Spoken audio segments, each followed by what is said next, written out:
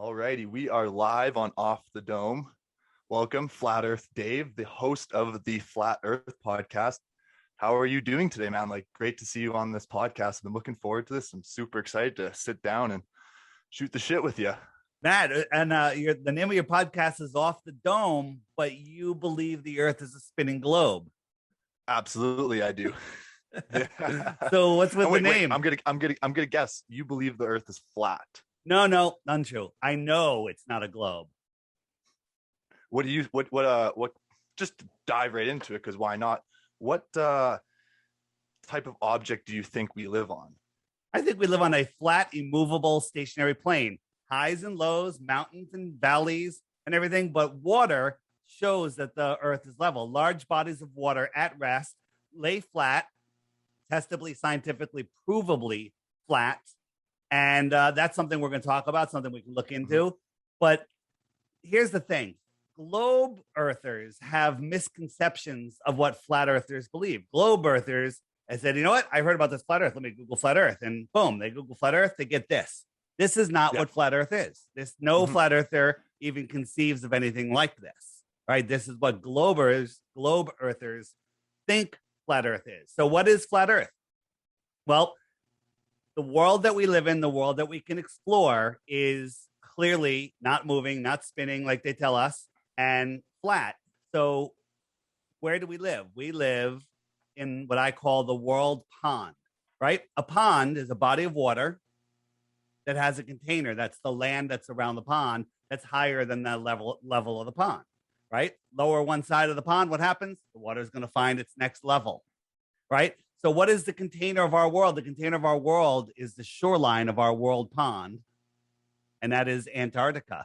They tell us Antarctica is a continent at the bottom of the world, of the ball. They tell us it's the highest land on Earth. At least they tell us something true. But the truth is Antarctica is bigger than the rest of the world combined. It's unexplorable because it's off limits, right? In 1959, they came up with the Antarctic Treaty, and 12 nations signed on. Now another 50, whatever. Now there's like 50,000, like everyone signed on. And basically saying, no one is allowed to explore Antarctica. You can't even question the treaty until the year 2041. No treaty has ever lasted that long, but this one goes uncontested. Antarctic Treaty. You can look it up, and then you go from there. Back to you. Interesting. So I was going to ask, so with the whole Antarctica, so your belief is that nobody has traveled to Antarctica and they are not allowed to go to there? Is that correct? No, not quite. Okay. You can go. You can take a guided tour to Antarctica. They'll take you to this peninsula. Let me pull up my image again. They'll take you. Where did it go? I just lost Antarctica. They'll take you just to the little peninsula that sticks out off of Santiago. They'll show you some penguins, which may not even be indigenous to Antarctica. And they'll show you icebergs, but you're not allowed to explore the outer lands at all. So, it's very, very restricted. And anybody that tries to go there is turned around by force. And we have videos of some fishermen that tried to go towards Antarctica, and they were stopped by a Navy destroyer, told to leave immediately. When you go to Antarctica, they take you here. Gigantic, because it's bigger than some countries. But you're not allowed to go out here. What's out here? Are we under a dome? Is there more land? Are there more continents? Are there more oceans? We don't know. Interesting. Okay, well, actually, I kind of want to backtrack a bit. And part of my understanding is I want to see the journey you've taken to come to this belief that you have of the flat Earth. So where did this journey start for you, essentially? And what was the building blocks to which led to you believe the perspective you believe nowadays? Good question. I was doing a podcast about conspiracies, and I hate using that word, but about deceptions in the world. And people started sending me flat Earth stuff, and I ignored it. Hold on one second. All right. Sorry about that. I just had to quickly respond to something important. Yeah, no worries. So I was forced to look into it reluctantly, and I went in with a closed mind. Hey, I'm just going to prove you morons wrong. Everyone knows the Earth is a globe. We learned it 2,000 years ago. And I found out everything I thought about the globe, every proof that I thought I had is untrue. Bill Nye, the lying guy with the bow tie, says when a boat goes over the curve of a ball, you lose it from the bottom up. He's absolutely right. Unfortunately, we don't live in Narnia on a ball, right? We live on a flat plane, and there's reasons that things disappear from the bottom up, not going over a physical ball. For example, if we live on a ball, like they tell us, you know how the circumference of our globe ball is? How big is it? Yeah, what's the circumference? I couldn't tell you off the top of my head. So this is the point. And by the way, don't feel bad. I didn't know any of the questions I'm going to ask you when I first got into this, right? But I defended the globe with just assumed proofs, and I knew none of the details. So it's 24,901 miles around. If you use globe math, a 6-foot tall person standing at the edge of the water should see a physical horizon no farther than 3 miles away. No, because of the curve. The water's going to drop below my eyesight because that's 6. You said 30 miles, correct? 3. At 3 miles, this is globe math. At 3 miles, the drop is 6 feet. So if I'm 6 feet tall, I'm only going to see an edge, a physical edge 3 miles away. And then any water beyond that will be below that physical horizon. You understand? And the problem is we can see much farther than that. That's why you just said, no, you mean 30 miles. 30 miles, it's much deep. There's hundreds of feet of curvature, I think. So, when something is farther than that, you should not be able to see it unless you believe it's magically refracting up to eye level, and then you see it. But we can zoom in. Today's consumer optics have made it so we can see too far. Like, for example, do you see a boat out here? No, I do not. No. But as I zoom in and increase the angular size, a boat shows up, right? And so perspective, things get smaller. Now, as I zoom out, we know that this thing is in view, a straight line from me. And as I zoom out, it starts to disappear from the bottom up. And there's a couple of reasons for that. The little waves in the foreground block it. Like my finger cannot block my chin to my nose unless it's closer to you. And then it could block the whole bottom of my face, right? So this is just showing that things disappear because of angular resolution, right? Here's another example. Right here, we got a camera level at the top of the table. And as we zoom in, increasing the angular size, all of a sudden you can see this, we'll call it a boat. We can see it. And as I zoom out, its angular size, the reflection from the table, the miraging, make it disappear. But if I lift up, I can now see farther than that thing, right? So people go, well, on a ball, if you go up higher, you can see farther over the ball. Same thing on a flat Earth. If I stack 3 more boats on top of that, when I'm zoomed out, you'd see the top 3, but you wouldn't see the bottom one. And if I dragged it farther away, next one would disappear. It disappears from the bottom up. These are things that they don't teach you about your eyes in school. Interesting. Because I know, to add on to this, I think from this example right there, I think one of the examples or reasons why this would happen, I think, was due to the lack of resolution in our eyes, is our eyes aren't able to pick up that small, minute bump or object in the distance. We're on the same page. Well, too, yeah, I agree with that. But as well, too, is I think what's really important as well, too, is when you do look out at the ocean, and I think you mentioned this about the water as well, too, how you said the water's flat, right? But I think a better way to explain that is the water is perpendicular to the globe, or in your case, the flat Earth itself. Correct? Is that something that you might agree with? I'm not exactly sure what you're saying, other than you're saying that any point of the water, the flatness of the water, is perpendicular to the center point of the Earth as gravity. Yes. Okay. Correct. So, yes. so you should be able to see curvature, physical curvature, and we never can. We've tested it with lasers, with mirror flashes, with radar and stuff. So, for example, here is a spot in Aluja, France, where it's a famous viewing spot over the water, because out here is Mount Canigou, which is 175 miles away. Now, globe math calculating the height of the observer and the distance, says that the top of Mount Canigou should be a mile below the physical curve. But 2 times a year, when the sun is migrating in between its two tropics, the sun lines up with the viewer. Now, you can't see Mount Canigou at night if it was in view because there's no light coming off of it. The light bouncing off of it from the sun isn't strong enough to push through the thickness of the atmosphere, just like you can't see the far end under the wall under a pool, even if the water's clean on the far end, because just the density of the what you're looking through. So 2 times a year, the sun gets right in line with Mount Canigou and it backlights it. And right here, the top of Mount Canigou should be a mile below the curve, but it's not. It's right there. We can see too far. Our consumer day optics have blown away their nonsense. And the only answer that you can say is this is a refracted image. Well, how's a refracted image blocking the actual sun? It's right there. It's clear. We see in straight lines. Things get too small to see, but when you zoom in on them, they come back into view.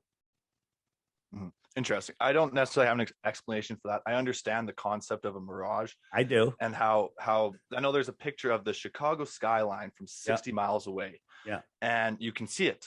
And according to quote unquote curved science, you shouldn't be able to see it. But because of the ability of the water to refract light itself, you're able to see that. I know for myself, I do understand that. I do not scientifically know how to disprove this yourself. So let's talk about I do have a question though about, say, the sun itself. By the way, so do I. But before you ask the question, don't forget the question. Chicago. Now, mirages are a real thing, but they're wavy and they change with atmospheric conditions, and they change. Yeah, you can see it on the road when you're driving on a hot day. Yeah, well, that's and then there's Fata Morgana, mirages, but it's upside down. But we have a time lapse of Chicago that goes over 24 hours, right? Day and night, changing temperatures, changing humidity, changing everything, and it's still there and it never moves. We've also gotten on a boat, put a camera on the mirage that we shouldn't be able to see, the city, and we drove the boat watching the camera with the whole time. And when does the mirage turn into the real thing? We never lost sight of it. So that right there proves that it's not a mirage. We were told by that famous weatherman, it's a mirage because it's not there. You're actually seeing a mirage, and he explains how mirages work, and it's half right. But we've proven that wrong by taking the distance, driving a boat. Question, but what is the distance that we can see now through, say, the Earth is flat, and I'm standing on a completely flat surface?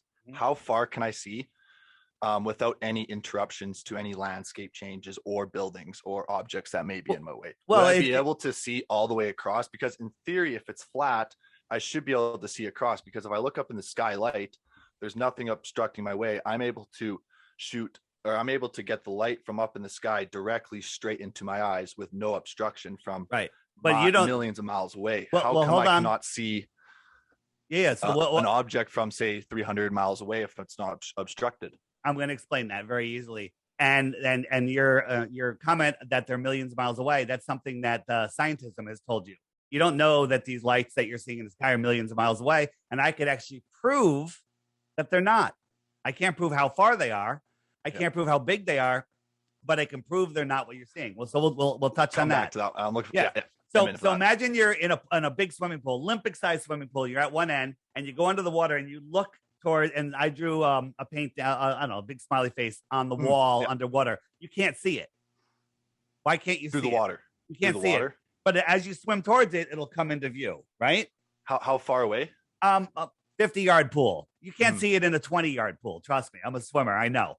Perfectly clear water. You can't see the other end. Now, maybe if there was a light on the other end, you could see the light because the light can push through. But the thickness of the air, just like here, okay? These mountains are all the same color. This is the same color, same. But the air just becomes more and more dense, and then it turns into sky. There's more mountains out here. But if you're in the pool and you're only a foot under the water and you look up, you can see the ceiling. Okay? And it was just farther away than the other end of the pool, supposedly, depending on what size room you're in, of course. And that's because you're looking through less density, right? less density. When you're looking up, our atmosphere is very thin, but when you're looking down, right? And the way I look at it is get a tray, get a cookie sheet or whatever, something, and put like 2 or 3 inches of water in it, and put a ruler upright, a 1 foot ruler. You stick it in, you're looking straight up. There's 3 inches of water. The ruler's under 3 inches of water. I put it over to 45 degrees, maybe like 4 inches of the ruler's in the water.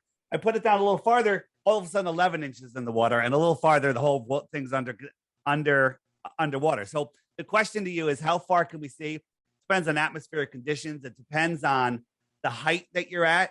Can I see New York City from where I am in Connecticut? Yes, but the bottoms of the buildings are missing a little bit, okay? And that's not due to curvature. That has to do with the same reason that the boat disappeared, but also another reason, over distance, things get compressed. This building, you can't see the bottom floors. Now, a glober would say it's over the curve. But notice that these porches or these terraces, they're all the same height. But what's happening here, we're getting what's called atmospheric compression. And they literally compress so where you can't see them anymore. You zoom in a little farther, maybe you can see them, but it becomes a point where you can't see them. The wave front edge hides things. Like this boat, you can't see the deck, the back deck. It looks like it's underwater, right? And if that boat was all the way out here behind this little wave right here, half the boat would be missing, because the boat would be smaller. This wave might not be all the way at the horizon. And then a glober would say, oh, it's because it's behind a curve. No, it's just behind a wave. It's just behind, we're losing its angular size. Interesting. That's an interesting fact I did not know. And it does explain why you may not be able to see something if it's above the horizon or above in my perspective, the curvature of the Earth. But I do want to kind of switch gears and go back to the sun. I know we were going to talk about that a bit. So for starters, how does the sun and moon rotate around the flat Earth? So how or what's the motion? So yeah, like both, I guess. Yeah, like how would you explain it? So here's the motion that we see, and they just happen to be opposed to each other. They're not always opposed to each other. They circle around. Let's talk about. Let me share my screen actually. Yeah, absolutely. Go for it. I'm going to show you. This is my app. It's called the Flat Earth Sun, Moon, and Zodiac Clock app. Right. And so let's just talk about the motions. Then we'll talk about what the sun might be, where it is. Okay. So the sun goes around. Let me speed it up, and it goes around once every 24 hours. And as you see, it's gaining distance on the moon because it's going a little faster than the moon. And after 28 times around, it will lap the moon. So the moon, as it's getting farther away from it, excuse me, is changing its phases. And when it's opposed to it, you'll have a full moon, and then it'll start waning as it comes back. So a lunar month is 28 days, give or take, whatever, a couple hours, whatever it is. So the sun keeps track of the hours and the days. The moon keeps track of the weeks and the months. And if I turn on the stars are going in the same direction. No matter where you are on Earth, the sun, moon, and stars rise in the east and set in the west. Clockwise, counterclockwise, nonsense. They all come from the east and go to the west, no matter where you are, because they're circling over the Earth. So the stars, by the way, will lap the sun once a year. So the sun will slowly drift from constellation to constellation for about a month in each constellation. So the stars keep track of the seasons and the years. So let's just go a little farther. So right now it's November 9th. I'm going to jump forward to December. And December is our winter solstice. Where are you located? What state? I live in Canada, actually. Surprise. All right. Surprise. So it's cold. You know why it's cold? Look cold. how far away the sun is from Canada. Look, it's all the way out here. But guess what? It's over South America, Central America, and it's going to go right over Australia. They're going to have their summer because the sun is over them. You ever been out on a straight street where you have street lights? Okay. Yes. Imagine you're standing under a light. That's your summer sun. Unfortunately, it's not really your summer sun because the sun never gets that close to you. But if you were in Miami, let's come forward. Watch this. It may feel like it's right over you then. 5, 6. So in June, the sun is over the Tropic of Cancer, which is that inner yellow line. right? So if it comes around, if you were in Miami, the sun's directly over you. So that's the street light that's right over you. The street light that's way down the road is lower in the sky. It's farther away. That's your winter sun. So right now, and this is June 10th, the sun, this is as close as it's going to get to you. And when something's closer, like a street light, it's higher in the sky. Okay. The sun is sending electricity here. That's why it's cold. It's exciting the molecules that it hits, and that creates the heat. The higher up you go, the thinner the atmosphere, the colder it gets, right? The sun, I don't even think is hot. It's more like a Tesla coil sending energy here. And, plants, think about this. Plants grow in sunlight. It's sending electricity to them. You put a plant in front of a fluorescent light, it'll grow. Put it in front of a fireplace, it'll shrivel up and die. Okay. So our seasons, by the way, seasons prove the earth is flat, not that it's a globe.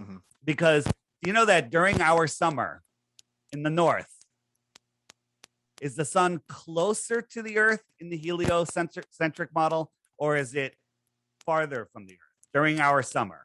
During our summer, is it closer or is it farther away? Right. It's one of those according to the heliocentric model. I'm not 100% what the answer would be to that, but I know the position because of the tilt of the earth. It would appear to be shining more directly towards during the summertime. It's pointing more directly towards the northern hemisphere due to the tilt of Earth. Good. Well, good that you know that false belief, but now use your mind. All right. They don't want you to use your mind.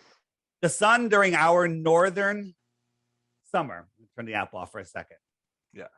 The sun during our northern summer is farther away, 3.5 million miles farther away than it is during our winter.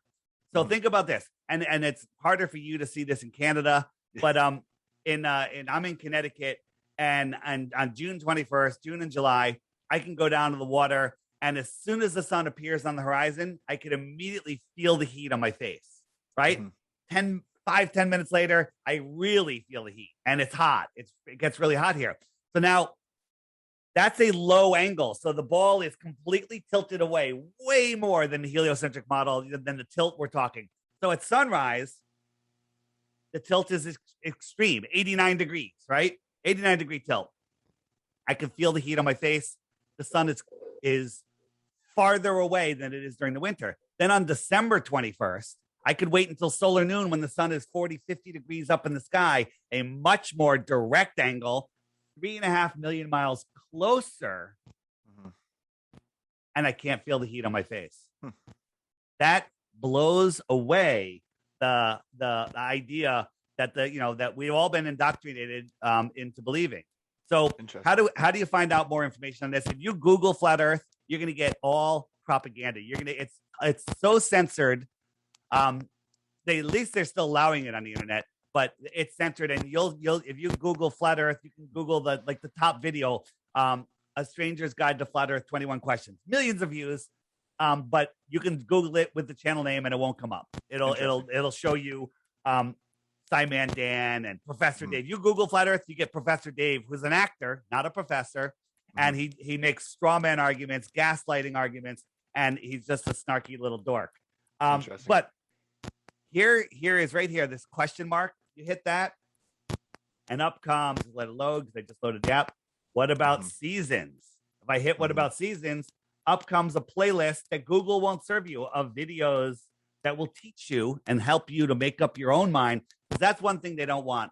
They want us giving away our authority, our free will to authority. Guy in a bow tie told me this. They don't want you thinking for yourself. Who should you trust? You should trust yourself. Absolutely. I'm going to point towards doors today. I don't want you to, well, I kind of do, but I don't want you to walk away flat earther today. I want you to walk away going, wow, Dave pointed out a lot of things. I got some work to do, right? Yeah, I got some work. I feel like that was the big reason why I wanted to get you on here, because as somebody who doesn't believe in the flat earth, I've done research. I've tried to understand what it is. So it's nice to have this information just so I can understand your guys' perspective on things, because I think that's really important. Right. But one question, I have a lot of questions I want to ask you still. But one question with regards to the orientation of the sun around the globe. Right. What causes the sun to, if it's directly above the globe the whole time and it's spinning around, right? It's not a globe above Or the sorry, Earth fall, or plane. flat. Yeah, sorry. Right. And if it's spinning around, what is stopping it from shining all over the flat surface if there's no curvature to the globe to cause the light to not go there? Because as you said before too, is the light can go through the atmospheric pressure regardless of how much compression there is in the pressure. So how come the sun, when it say it's over No, I didn't say South that. America, Right. why can't you see it in the other side of the flat earth then? If Good. nothing is stopping the sun Good question. So what I'm saying is Mount Canigou is only 185 miles away, and the sun is able to push, right? But it goes farther away, you'll lose the sun. And I'll even show you that. Let me show you that right now. So this is filmed facing west. The sun is setting, and I watched the sun. This is from a high altitude, from a drone, and a super clear day, and it's below freezing because there's no humidity, super clear. And the sun went in 5 minutes times. It went down, down, down. Now, if the Earth was spinning, it would just keep on going, but it didn't. It went down, down, down. It sat here for 10 minutes, and then it did this. It didn't go down anymore. It stopped going down. And as it's moving away, its ability to throw its energy through the atmosphere disappears. And so we have this lingering local light. Watch it again. It just faded out. Okay. This is real. People go, that's CGI. I've proven it's real. Even the Globers don't question it. They just go, it's out of focus. I don't care. It's going down, down, down. And then it just fades away. Right. Okay. It happened. So fascinating, right? You got to admit that. So let's talk about. I don't necessarily believe it. I think that there was another technical glitch to explain that. Regardless, filmed it 7 times. Filmed it 7 times. Yeah, I know that's fine. And I show all the different things. So I'm going to show you why. Well, I just have a question though, because so say this is the disc, right? The flat Earth disc. We're not a disc. Sorry, whatever. The flat Earth. The known world, the circle. It's not a wall. It's the shoreline. Go ahead. Sorry, the ice wall, the shoreline. Right. And so if the sun is spinning around the top like this, as you depict in your diagram, you think that it would be light everywhere because you watch the flat Earth. And when does it go below the horizon? It never does. I can understand if it goes around like this, but if it goes around like this, why isn't it constantly in the sky? And why is there horizon? I don't understand why there's a horizon then if it's constantly above us then at all times. I'm going to explain that perfectly. So now if you were standing next to at the edge of a forest that had 150-foot high trees, are the tops of those trees above your eye level? Yes. Yeah. Yes. Okay. So now besides if you were 6 feet below me, but yes. Yeah. But well, they're up there. So if you moved a mile away, well, those tops of trees are they're probably still above my eyes. But if you were 5 or 10 or 20 miles away, the tops of those trees, the tops of Mount Everest, would look like it's at your eye level because everything merges into the horizon. But in the distance, no matter how far something is, how high it is, it will merge into the horizon if you can still see it. So now let's take that a step further. So this is how our eyes work. And if I could find this video real quick. So as the sun moves away, it moves down. Why are everything again? So, well, that's not what I wanted. Where is my sun video? Give me 1 second. So no worries. As things move away, you agree that they get lower in the sky as it rotates around the globe. In my perspective, in my perspective. If we're on Narnia, yes, it does that, but nothing says that at all. Like here's a shot in Bulgaria, super clear day, and you have to believe one of two things: the sun, whatever it is moving away from you, going down because it's just moving away. Or you're falling over backwards faster than the speed of sound, which is making the sun appear to go away when you don't sense any of that. Okay. This is just a belief that makes absolutely no sense whatsoever. So, and if the sun were to stay in that position at all times and go around the globe, I might. Okay, that makes sense. It goes away. It goes beyond the horizon. So I just don't understand how that stays in the sky. Right. Again, so it's the apparent horizon. Because and like you had said it yourself too, that light is the only thing that can get through the atmosphere. No. I said that the sun's light itself, the direct light, can push farther than the reflected light off of the mountain. Right? Like if I'm standing in a room together with you, you can see me. You see me, or you see the light that's bouncing off of me. See the light that's bouncing off of me. Yeah, light. To prove that, bouncing off turn the lights off, and now you can't see me. Can't see me. Yeah. Okay, so the light that's in the ceiling that's bouncing off of me, is that brighter than the light that's bouncing off of me?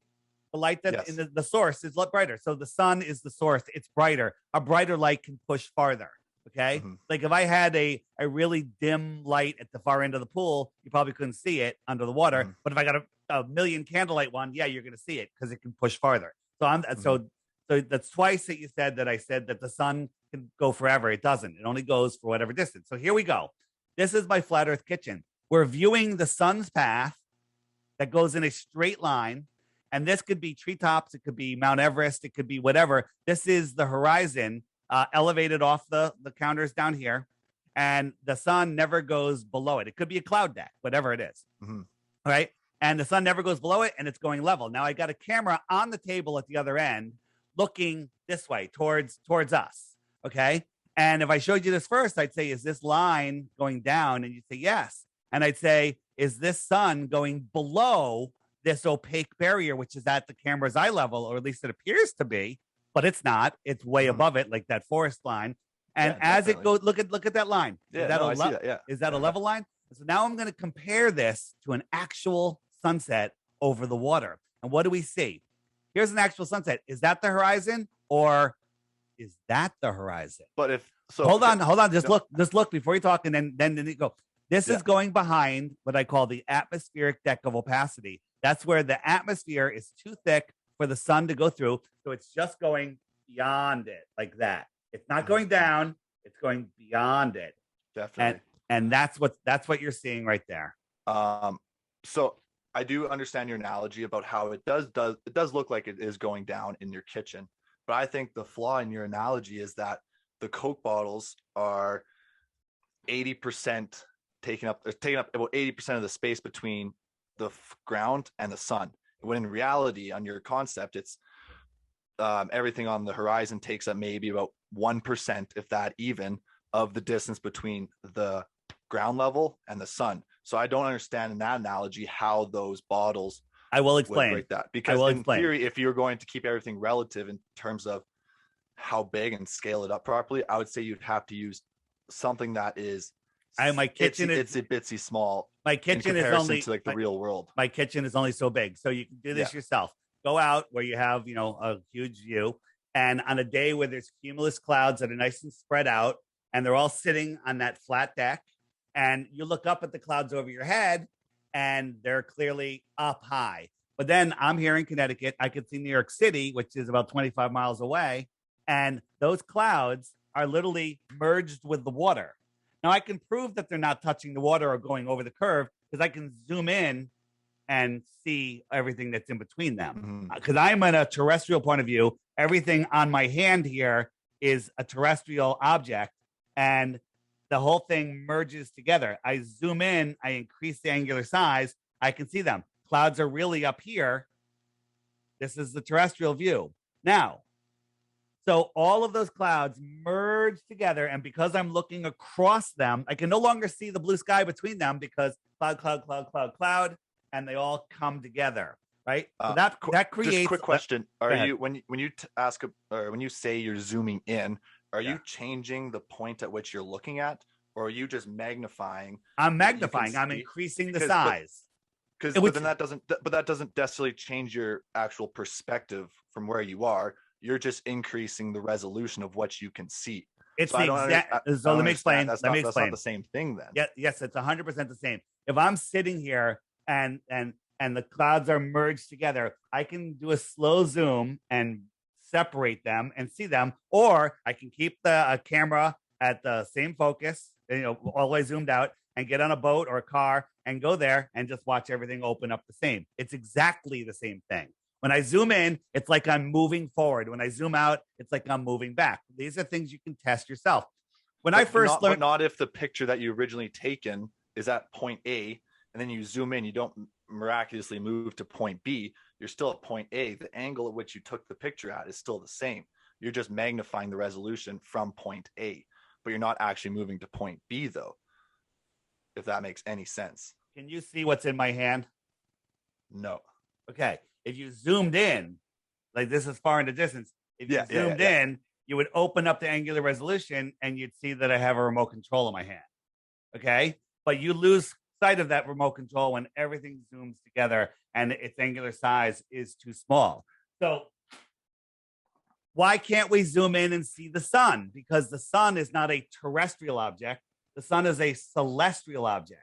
So as the sun goes beyond, it goes beyond this cloud, we see it. It goes beyond that cloud, we see it. But this cloud is merged with the horizon and it just goes beyond it.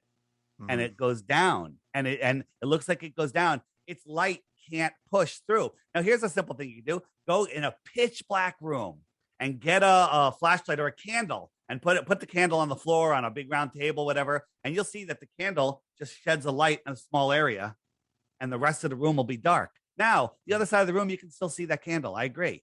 But now add atmosphere and density, you can't see the candle anymore. We can prove that because, I did with the sun fade out video. The sun fade out video proves it, that you just can't see. When you look at things going into the distance, they get dimmer and the throw of the sun's light, like when the sun rises in the morning, before it rises, you can read a book on the back side of your house, on the western side of your house. Yeah.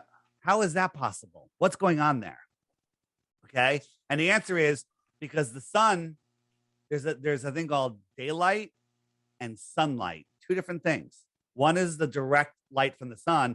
The other one is like the backlight a photographer uses. The sun's electricity lights up the sky. But most of the sky is nitrogen up there, and nitrogen fluoresces blue. Fascinating, right? It might be lighting up the dome, but it's like a Tesla coil, moving it by a whole bunch of light bulbs. It'll just light up the ones that are just near it. So the sun lights up the sky for the daylight, and then the direct sunlight is direct sunlight. Interesting. So a lot of questions. This is awesome. It's so much fun. But how would you explain lunar eclipses? Yeah. So a lunar eclipse, they tell us, is the sun is the Earth getting in between the moon and the sun, right? Correct. Yeah. Okay. Correct. So there's so many things wrong with the lunar eclipse. One, when you're using a sphere to cast a shadow on another sphere, as you bring that sphere up, it doesn't come up like a perfect shape move. It comes in as an ellipse, it rounds out, and then it leaves as an ellipse. And that's not what we see. But worse than that, there's a thing called the Seleninian eclipse. And that's where the eclipse starts before the observer sees either the sun or the moon drop below the horizon. Now, if it's the Earth that's causing the eclipse, then one of them would have to be below your horizon. They would have to be, in a straight line. But the eclipse started first, and last year we had an eclipse where it came in from the top. If this is causing the eclipse, it should come in from the bottom, right? The fact that we can see the sun and the moon above the horizon when the eclipse starts proves not what it is. It proves that it's not the Earth. Mm-hmm. Okay. Now, in the app, what about eclipses? Tons of great videos there. Bring food and water if you click that pop. Yeah, I will bring the popcorn as well, too. Yeah. So your explanation for lunar eclipse is that if you are on a globe, you should see the Earth go across the moon it starts off like an oval shape on the moon, or how would you explain the shape on the moon then? You can get I was a bit confused by that one more time. If you get a single source light and then get a ball, a moon, and get another ball, the Earth, and move the ball through the beam of light, and you'll see that its curvature doesn't come in with this perfect curve that just moves and it doesn't change. Right now, if you did it on a wall, like you had a flat moon on the wall, now, I'm not saying the moon is flat, and you did it with the ball, you would get the curve would be the same. The other problem is the moon's 238,000 miles away. You can't cast a shadow with a sharp edge like that, even a mile. It doesn't work. Take a ball, put it on the ground, an inch over the ground. It has a nice shadow. Lift it up a couple of feet. The shadow's gone. It just blurs. It just fades out. Okay. Mm-hmm. So the whole shadow thing, and then the solar eclipse, even worse. The 2020 or 2019, whatever the last big solar eclipse we had. Yeah. The shadow, the supposed shadow of the Earth of the moon on the sun on the Earth was 70 miles wide. Yeah. That would mean that the moon is no bigger than 70 miles wide. Okay. It would have to, it's ridiculous. Again, what about eclipses? Blow your mind in there. What about eclipses? I'll definitely have to do that. Yeah, I'll do some research after that as well too on eclipses. What do you think about because I know this was, did you ever watch the Flat Earth? I forget what it was called, the Behind the Curve documentary on Netflix. So is that a documentary or is it a movie made by people that were paid to discredit Flat Earth? Okay. So let me tell you what happened. There's two things in that movie that you saw. One, the ring laser gyro that proved that there's a 15-degree drift. What they cut out of the movie was they took that gyro and they brought it up to a higher elevation. If it was the Earth spinning, well, it should have still been 15 degrees per hour, no matter what elevation you are on the surface of the Earth. But it wasn't. It was a different amount per hour. That proves that it's not the Earth spinning. But they cut that part out, okay? And in the movie, when they got the results that it was 15 degrees per hour, Bob goes, "Yeah, we better not let the Globers get this information because they'll run wild with it." But they cut out the part where he said, "Before we do the test to find out what was causing that." So they literally edited it. And the other part was the experiment that Jaron was doing with the laser. So people say, "Well, I can level a laser." Nobody can level a laser, but we came up with an experiment. 3 pieces of plywood with a hole in it at the same height. And we used a canal to make sure everything was at the same height off the surface of the canal. And if we could shine the laser through all 3, that would prove that the Earth is flat. But if the Earth is curved, that middle one should be several feet. Maybe it was numerous feet higher, and then you couldn't go through. Well, here's what happened. The lasers, by the way, spread out. Right. And so the first time we tried it, it was like a 10-foot wide laser. We're like, that's not going to work. So we've got a very expensive condenser. Well, the condenser melted. The laser got so hot it melted and we broke the laser. Right. So we're like, all right, well, we're here and we're like, hey, raise the light, hold the light in the hole. You see it? No, I don't see it. Now raise it up. And the guy goes, yeah, I can see it now. And Jaron goes, interesting. Because it was interesting. But the problem is, if the Earth was curved, he'd have to raise it up like 27 feet or something for him actually to make a difference. But then they cut right there, right after he said interesting.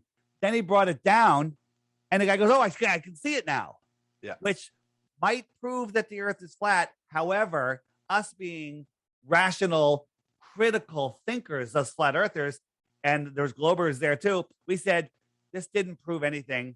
Too many variables. There was trees. It was dark. The laser broke, and we all walked away saying it proved nothing. It might have proved the Earth if you had to make a decision. It was more flat Earth, but they edited it, put it in the movie. These are the same people that made hit pieces on a very famous Connecticut school that had a crazy guy that go to the school. I don't want to say it if this is going on YouTube because they'll censor it. But these people are paid movie producers to do propaganda. So there you go. Sorry for the long explanation, but when people bring this one up, this is not a documentary. It's a movie hit piece. No, it's like I said before, this is super interesting and informative. Just kind of understand your perspective on this stuff because I've never actually had a talk or a discussion with anybody like this. And like I feel like a lot of the reasons why you do question a lot of these things and get into conspiracy theories is due to your mistrust of the government and people in power, correct? No. Yeah, that's not why I got into it. I was first looking into what is money. I was like, money is really interesting. How does it work? Right? Because they never really taught me in school. And I started researching money and I'm like, wow, money is just a control method. It's fake. It's monopoly money. And then I found out that the IRS is not even federal, right? It's not even like a government agency. It's a private bank run by a bunch of guys. And then I'm like, this is interesting. And so then, that one thing leads to another. It's like, the problem with the human race, which isn't a problem, but it's the cause of the problem, is everybody is trustworthy. I trust you, right? You got a backwards hat on, which is ridiculous, but okay. It's to block out the sun. yeah. Well, I don't like the sun on the back of my neck. So, exactly. Or maybe my giant head distracts people, or maybe it makes my headphones more comfortable. Exactly. Everyone I live in a world where I'll trust anybody until you burn me once. Well, they've burned us many, many times. this is about control. Okay. This is all about controlling your mind, controlling your ability to live your fullest life. Go ahead. Mm-hmm. Yeah, no, like I love how that you're very open-minded on these situations. I do have a question as well too, because I feel like you are involved in a few other conspiracy theories as well too. If like what other, go or ahead. not say conspiracy theories, but like say random question though, but like say Sasquatches. Like, do you believe in say Sasquatches or kind of stories along the lines of that, for instance? Well, again, in the app, if you hit the Mud Floods Tataria button, which shows our lost history, I believe there was giants here not that long ago. I don't believe dinosaurs existed as explained. There were some giant lizards, but not that long ago. Yeah. You know, do I believe in Sasquatch? I've seen a lot of evidence saying that there are Sasquatchy type animals here. Yeah. And I haven't experienced it myself. So I can't say either way. I haven't experienced it myself. That's fair. I know for myself, because I have a guy I actually work with. Me and him have talked about flat Earth, and we've gone into other conspiracies as well too. And he himself is also into Sasquatches. And so me and him are always the ones to talk about and try and be open-minded with regards to conspiracy theories or unorthodox ideas that society conforms to. But to kind of go back to that explains why I asked about Sasquatches. But to go back to the flat Earth, I do have one question. Like, what do you think, if you could just hypothesize and use your imagination, what do you think is either underneath the flat Earth itself or past the ice wall as well too? So first, when you when you say what's underneath the flat Earth, I ask you what's underneath the globe Earth, because they tell us that this is what's underneath, right? But you know how deep the deepest hole that was ever dug is? I know it was in Russia and it was deep. 7.5 miles, just under 8 miles. Okay. Yeah. So that's equivalent to drilling halfway through the skin of an apple, which is pretty damn thin, right? It's probably less than half, but we'll just say halfway scratching through the surface. Yeah. So they use ground penetrating radar to see what they're going to hit next, and they should have gotten their money back because it was wrong every step of the way. Okay. So the ground penetrating radar was wrong every step of the way for the 8 miles. But then they had an impenetrable barrier. They couldn't get through it for years and years and years. They finally closed up the hole. But somehow we know what the next 4,000 miles is. Okay. And they tell us it's a molten magnetic core. Well, if you know what the Curie point is, a Curie point is when you heat a magnet, before it melts, it gets so hot, it loses its magnetism. There's no such thing as a melted magnet. It doesn't exist. Right. So what is beyond Antarctica? And the answer is we don't know, because again, it's off limits. But there's some stories. One of the books in the app and the books page is called The Iron Republic. Very interesting. It talks about somebody that found an opening in Antarctica and ended up out in this ocean and then came across more land. And there was people on it. And the story was those people came from here in the 1600s when there was tyranny going on. Imagine that, tyranny in this beautiful world we live in. Yeah. Okay. So here's the thing. This is speculation. Do I believe there's more land beyond Antarctica? Yeah, I do. Okay. Do I believe that there's life out there? I don't know. Maybe. There very well might be. But if you called this extra territory, extra terra, if you live there, what might you be considered to somebody that lives here? An extraterrestrial. And if you came visiting us in this inner space, where did you come from? Outer space.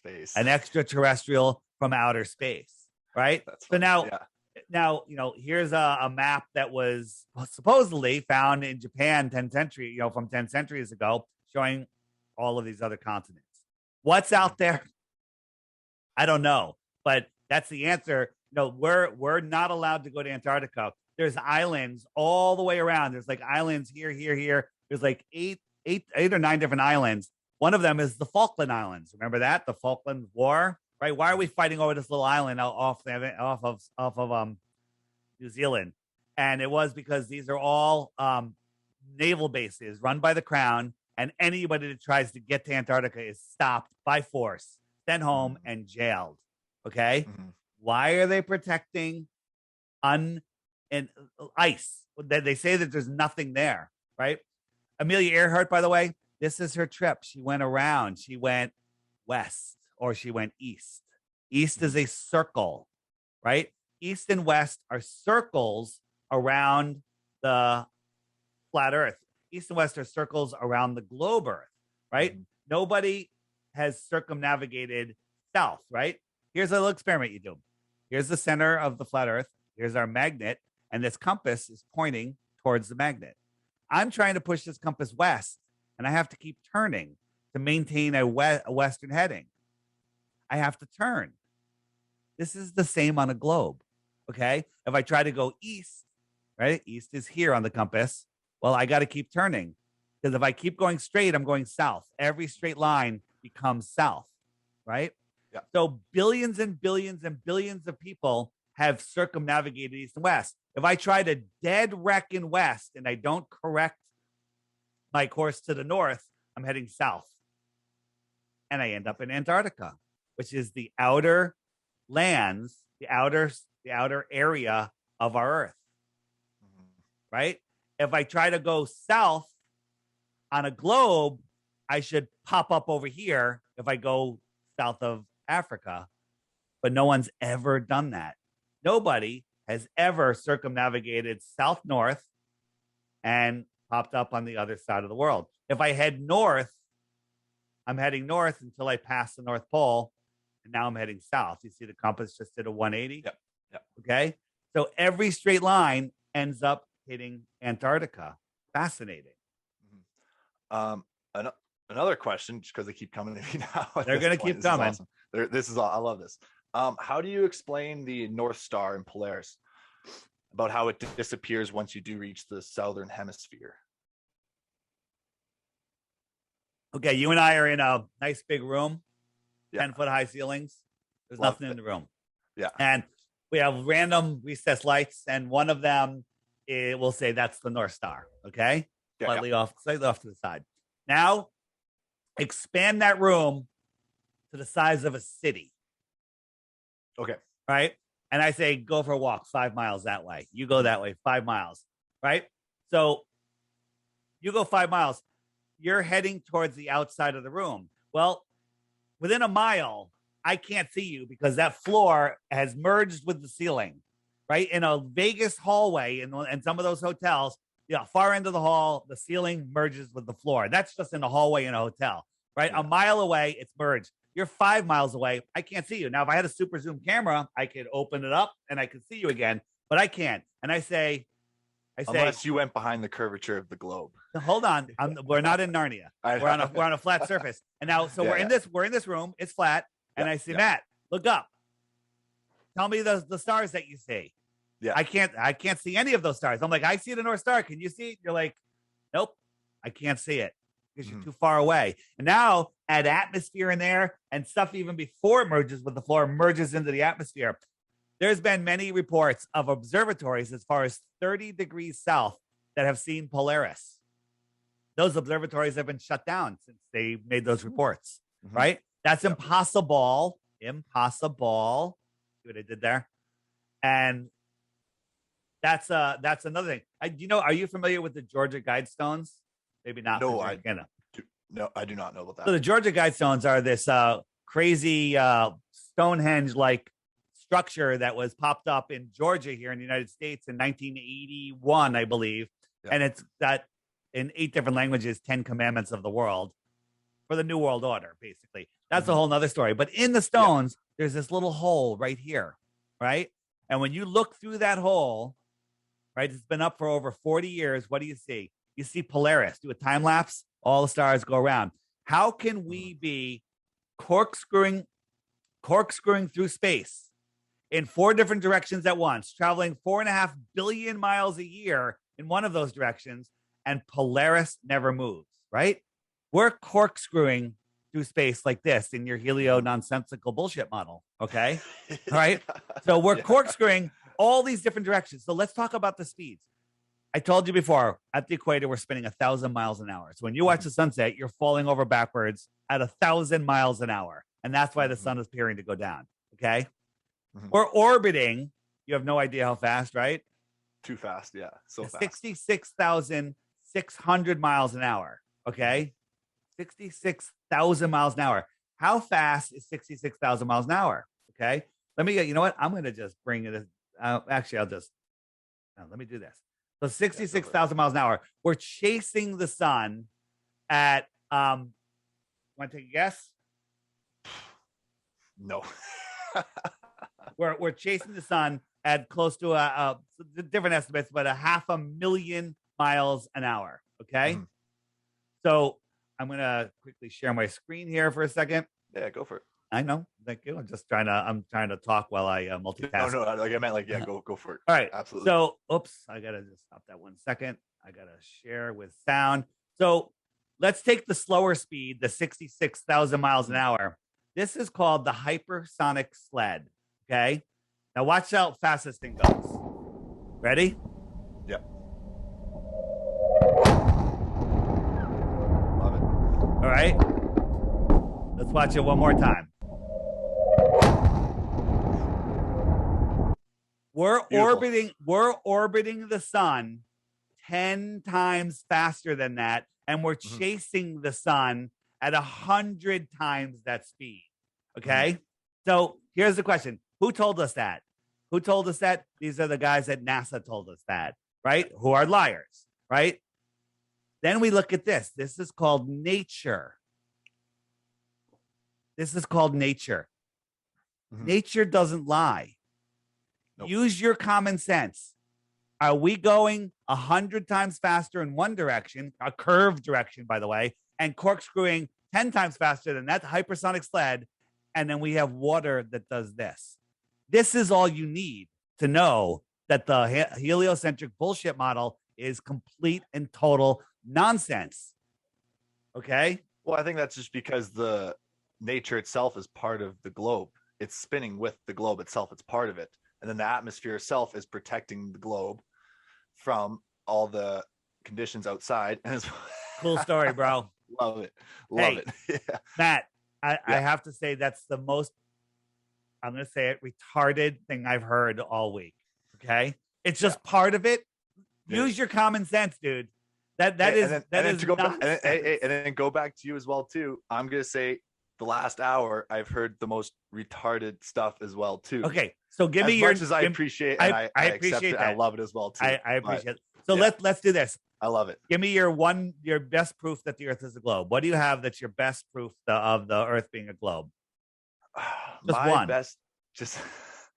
I mean, besides pictures themselves. Wait, hold on. Yeah, pictures. Yeah. Pictures. Yeah, so I love pictures. You love pictures, right? Did you watch Jurassic Park? I did, actually. It was a good movie. This is proof that the last one was crappy, though. This is dinosaurs are real because I have a picture, right? I have a picture. So what pictures are you referring to? Are you referring to these pictures of this planet, which is both of these by NASA, which are over 2 years apart, but none of the clouds changed? Are you talking about this picture of Earth where the United States got twice the size somehow? Okay. Are you talking about this photo of Earth that was on everyone's iPhone that the creator of it, Robert Simon, a NASA visual artist, admitted he made it in Photoshop from strips of data, and he's the lazy Photoshopper. He used the same clouds again and again. Are those the pictures that you're talking about? Well, I say just in general pictures themselves of the Earth. And you can go online as well, too, and see live pictures from satellites. And I think just the concept of satellites being out there and us being able to have this zoom online with satellites is proof that the world is round, because you have these satellites circling the globe. And then gravity itself shows as well, too, that the Earth is round because these satellites rotate around things. There's gyroscopes. Like, I know ex Air Force pilots and people who worked on these planes and gyroscopes. I worked with one this summer who was explaining how gyroscopes worked and how the curvature of the Earth is needed to know. They need to know that to calculate the speed of these planes, the direction of their trajectory that they fire at enemies. I know my buddy who is an ex-military Marine, they had to calculate the curvature of the globe to be able to shoot a certain distance because the bullet drops around the curvature of the globe. So it's all these things, small things that come together that create my reality, my perception of reality, that make me understand that the world is a globe, and the whole universe itself is full of other planets that are spherical in shape because gravity's pulling them all together, and they're all These rotating are around each all other. unsupported claims that you have zero proof of. So let's just I have a start lot of with. proof of it. Actually, it's all online. I don't have any with myself right now. So But I'm there's gonna. a lot of proof out there as well too to justify my claims as well too, along There's with your actually claims as well too. there's actually none. So let me address some of the things that you More than say. yours. We're having. Well, I'm showing you proof, so we can see too far. I'm showing you proof that 99% of all communications are done with undersea cables. Right, the layout of the undersea cables prove that we're not a globe because there's like nothing from Santiago to Australia. It goes all the way up into the north. Plane routes prove that's how we connect the internet together. That's Ethernet cables. Yeah. So are we going to a satellite, or are we connecting on these cables? Wi-Fi is to satellite. Wi-Fi is not to satellite. Sorry, Wi-Fi GPS. Sorry, is to satellite. So that's another false belief. Let's unwind that one. Do you know who the largest consumer of helium in the world is? No idea. NASA owns all of the helium companies in the world, and they launch what they call satelloons, which are satellites hanging from balloons. Okay. Yeah. And they admit that there's tens of thousands of these things up there. They can control where they go by electrostatically raising and lowering them into different wind conditions, different wind channels.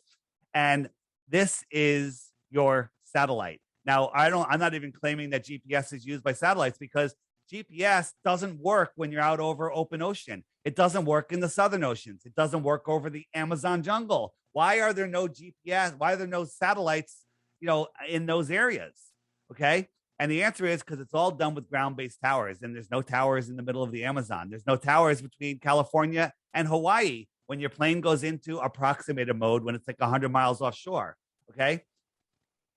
GPS is the ground positioning system. It used to be called LORAN, but then they put a graphic overlay on it in the 80s or 90s, whatever it was. And that's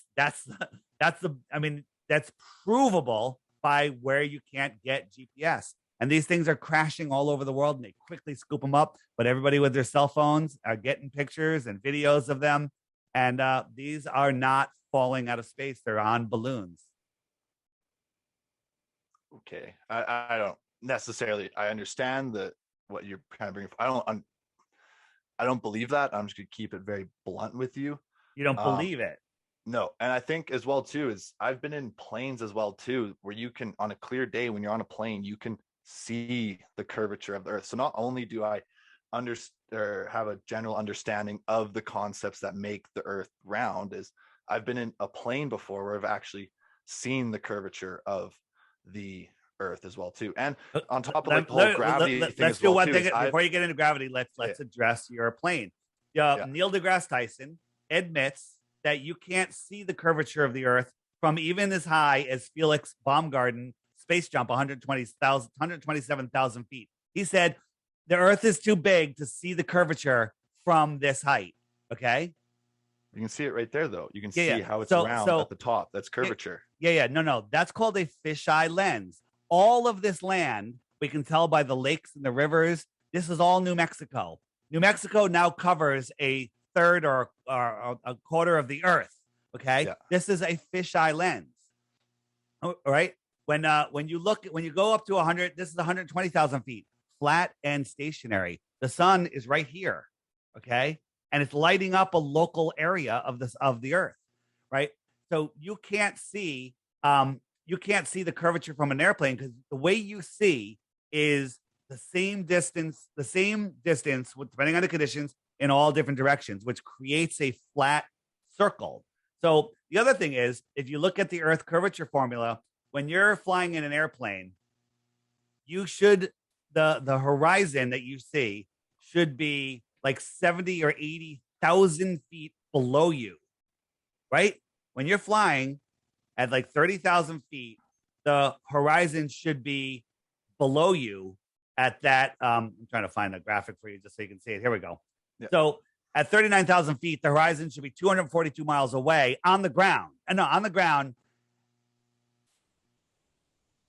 If you're at 39,000 feet, it should be 242 miles away. The drop would be another 39,000 feet. So in an airplane, the horizon that you see should be 78,000 feet below you. But in an airplane, you can look out the left window, you can look out the right window, see the horizon, and draw a line, and it's going to go right across your eyes. They're both at the same level. It should be 78,000 feet below you. Okay. But you think you see a curve because of the way your eyes work. When you look forward, you see the same distance in all directions. Okay. So this is looking at 12 o'clock, 1 o'clock, 2 o'clock, 3 o'clock. You see the same distance before the atmosphere pushes together, right? So here you are standing. You see the same distance in all directions, whether you're on an airplane or whatever. And this is the same distance as this. But if you draw a straight line, you're going to say that's the curve of the Earth. No, that's just the limit of your eyes. That's the limit of your eyesight across the Earth plane, right? Go onto a big football field, put a football on the 10-yard line, go to the opposite end zone, lay down and put your head on the ground and look at that football. And that football will be sitting right on your horizon. Then stand up and you can see the rest of the field all the way into the end zone. Okay. Now that proves that your football field is a globe, according to you. But that just shows you that you increased your angle, increase the angular size. You can now see the land beyond the football. But when you're laying down, that football is going to be laying on the horizon. Even some of the bottom of the football will be missing because of some of the grass blades ahead of it will create a false horizon. But when you stand up, you can see the last 10 yards into the end zone and into the clubhouse. Cool. Okay, well, actually, another question that's kind of popped in my head. Because you were saying because the angle at which you can't see the sun, correct? Is that why there's the horizon? I forget exactly. But say if I forget exactly how you explained it, so pardon me if I said that wrong, I probably did. But when you're in a plane, however many feet above the globe or the flat Earth, how can you not see the sun then that's on the other side of the flat Earth? If you're so high above, how come you aren't able to see the sun? How come it's still below the horizon when the Earth is below you and the sun's above you? How does something below you affect your field of view when you're above it? Well, it's the same. You can see the sun much farther. Like when I had my drone up watching that sun fade out, my friends were at the beach and they saw the sun set from the bottom up 10 minutes earlier, but somehow I could still see it. And if I was in an airplane, I could see even farther. But the height of an airplane and the distance that the sun is, it still merges into that cloud deck, into that atmospheric deck, even if you're above the clouds. It merges into the atmospheric deck. But there has been many flights, like there's a flight from California to Germany, and the whole time the sun never set. And we tracked it. Someone did a time lapse and we could see all the cities and stuff, but the sun never set. And then it made it all the way to Germany. So I think California, north, all the way across over to Germany, and the sun just went around and it never set. So your claim that you can't see the sun, I'm saying you can. Okay? You can. I'm saying you can't though, because I've been on a plane at night. No. This is my conclusion. So this is the flat Earth, right? Correct. Yeah. If you're up here, right, much closer. Yeah, an analogy. I mean, it's an example like you do in your kitchen, where it's just like the scale of everything is a bit off. But so the ground's at my lap right now. I'm right here, right, and the sun's up here. How does the ground block my field of view from something that's up here? Right. So the angle doesn't work there. It actually does work. It actually does work. Into a different dimension where the laws of physics are different now. No. So think about this: a truck at the end of your street, like on Long Street, and you have a truck, a regular Mack truck, but it's a half a mile down the road. That truck, the top of that truck is going to look like it's at your eye level, but you know it's higher, right? Yeah, absolutely. So you're standing under a street light, which is above you, 25 feet above you, whatever it is. Okay. And you're watching those street lights go down, and the street lights that go beyond that truck, eventually that light will be blocked by the truck, because here's the truck. Because the truck's above my eye level. The truck's above your eye level, but it looks like it looks like it's at your eye level. But okay. But there's no truck though when you're in a plane. There's only the ground. No. Ground, the plane. The truck and I'm not the same level. The truck's above me, so that's why it blocks my level, because it's in. That's right. Right. And so the ground's below me, so it doesn't. The atmospheric deck of opacity blocks the sun. I showed you that with an actual sunset. You didn't comprehend it. It's fine. And you can't. It literally becomes opaque. But as I showed you in this video, the sun is staying up way, way, way too long. Now, if I was flying the other way, the sun would disappear. The other thing is, even if the sun is visual, you can't see it because its light doesn't even make it to your eyes. It'll stop even though nothing's blocking it. There is somebody, and we're trying to find the video, a guy that had balloons up or had a special camera that can see a different wavelength of the sun. And when the sun is nowhere to be seen, he can put on this infrared filter, whatever it was, and there's the sun again. So the light that we see can't go forever. It only goes a certain distance. So these are things that they don't teach you in school. These are things that are blocking you from seeing the plain reality in front of you. And I'm giving you the tools today, which is, and we've gone way over the half hour, right? I know, I love it. It's awesome. Yeah. So here's the thing. I was ignorant to all of this, and so were you before we talked. Now you have the opportunity to look into it farther for yourself. And here's the thing. What's my name? Flat Earth Dave. All right. So my first name is Dave. Dave. Yeah. Do you know that my first name is Dave? That is how you would like to be. Is my first name Dave? Yes or no? I do not have your birth certificate, but that's okay. how you believe that's the name you go by, though. You believe my first name's Dave. Okay. Yes, and I have no reason to not believe you. Right. Okay. Belief takes no effort. It's just a thing. Like, you know what? I've got $100 bill in my pocket. Okay, you believe me. I don't have $100 in my pocket, so that's a false belief. Okay, right? So knowing takes time, energy, critical thought, time, right? And most people are like, I don't have time for that. I gotta go, play a video game or drink a beer or something, or I gotta go to work, right? Work for fake money, right? So I'm giving you the tools, and this is the tool, the app. It's $3. Trust me, it's not about the money. It's about training people. If you want to learn about flat Earth, the app will show you what you need to know. You can spend 500 hours searching the internet. You're going to get so much crap, you're going to just give up. And what you can find in an hour on the app will be like, all right, like every question you have is answered in that FAQ section on the app. And what I tell people is, I am offering 3 Bitcoins. You follow crypto, right? Oh, yeah. 3 Bitcoins for 1 proof of the globe. But what you have to do is every day on the app, there's a featured video right on the home screen there. Yeah. Tap that video, watch it every day for 2 weeks. And then if you have 1 proof of the globe, send it to me and you win 3 Bitcoins. Absolutely. I love that. What would be constitute as proof of the globe? Like a picture, a video? No, just verify there's curvature. Verify, that we can have a vacuum of space next to a pressurized atmosphere, which breaks every law of thermodynamics. Just prove axial rotation, spin, anything, just any proof at all. But before you said, well, I've got pictures, there's thousands of them. No, there's not. NASA admits they don't have any photos of Earth. Okay, what about like the Japanese government? I know they have satellites up there that do give you real-time information and pictures about the Earth. And so you're talking about the Himawari 8 satellite, and we found it's all run by NASA, and we found a backdoor, an open server. Maybe somebody tipped us off, an insider, that shows, and it has thousands and thousands of folders of all of the images. And what they do is they have a model of the Earth, a physical model of the Earth, right? The blue marble model of the Earth, actually, no, I'm sorry. They have just the blue model flat map. They wrap it around in Photoshop around a globe. And then they have real-time weather data every 15 minutes that they put on the globe. And then they put the day-night terminator on there. And we found this server. We have it all in the app under What About Satellites. Look up Himawari 8, and you will see that the Himawari 8 is provenly, not a conspiracy theory, provenly a lie. Proven. Interesting. No, and that's added to the list of things that I shall need to research. Proven a lie. Yeah. Proven. I love it. Awesome.